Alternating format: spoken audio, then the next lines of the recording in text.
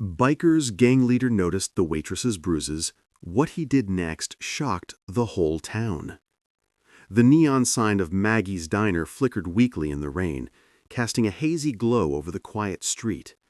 Inside, the air smelled of burnt coffee and old grease, the kind of place people passed through but never lingered. Except for one man, Jax Iron Callahan, president of the Iron Vultures, MC. Jax wasn't your typical diner regular. With a leather vest covered in patches, a scar running from his eyebrow to his jaw, and eyes that had seen too much, he usually scared folks off. But every Tuesday night, like clockwork, he'd pull up on his Harley, order black coffee and a slice of apple pie, and sit in the back booth, silent, watchful, alone. That's where he saw her.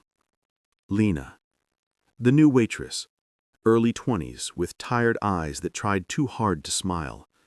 She moved quickly, refilling mugs and clearing plates with practiced efficiency. But Jax noticed what others missed: the way she flinched when the kitchen door slammed, how she tucked her left wrist under her apron, how her laugh never quite reached her eyes. One rainy Tuesday, as she leaned over to pour his coffee, her sleeve slipped.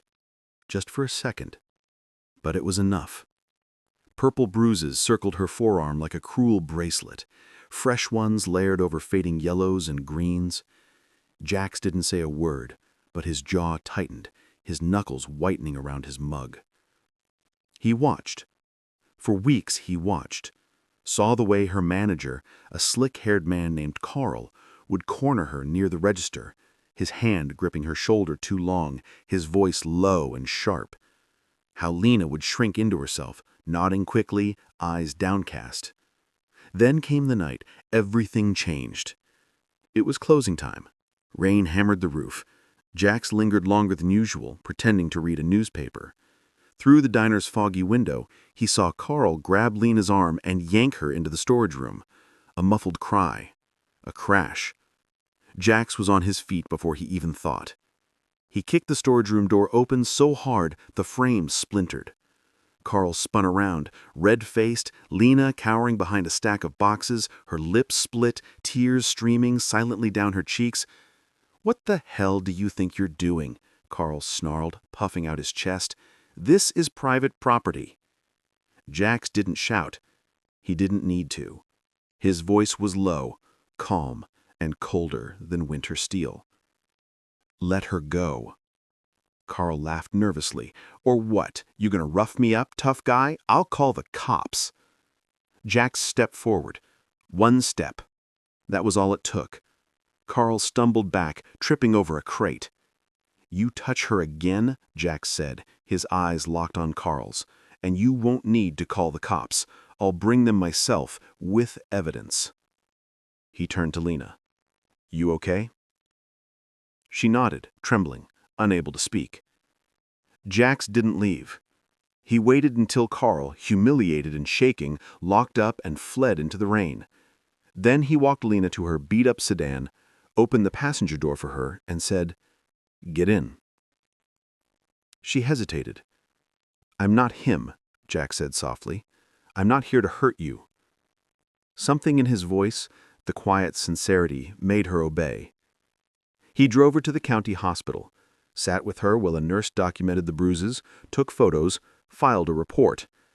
Then he took her to a women's shelter, Safe Haven, run by a retired nurse who happened to be his aunt. "You'll stay here tonight. No questions." But Jax didn't stop there. The next morning, he showed up at the police station with a USB drive. Security footage from a dash cam parked across from the diner the night before.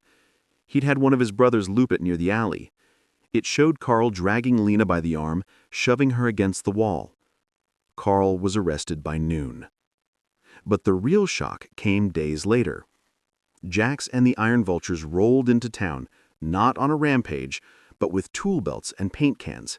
They'd bought Maggie's Diner. Turns out the owner had been trying to sell it for months. Jax made an offer the bank couldn't refuse.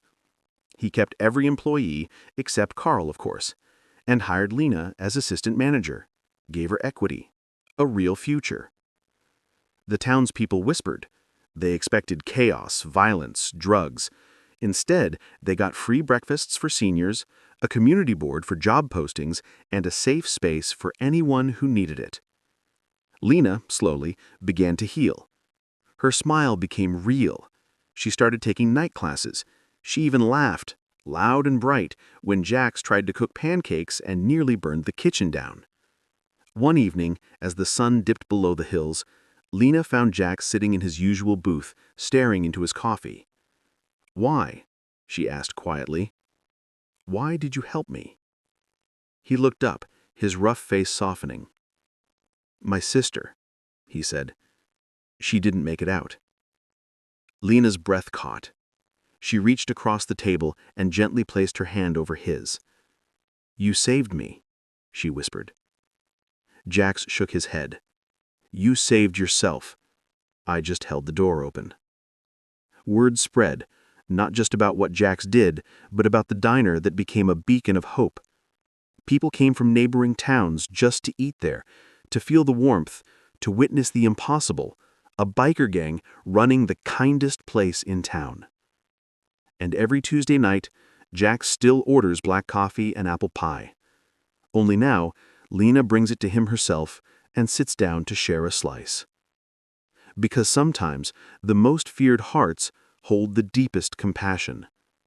And sometimes one act of courage doesn't just change a life, it changes a whole town. If you believe in kindness and second chance, please like, share, and subscribe to ACA Storytells for more emotional stories. Your support helps us spread hope to millions. Thanks for watching.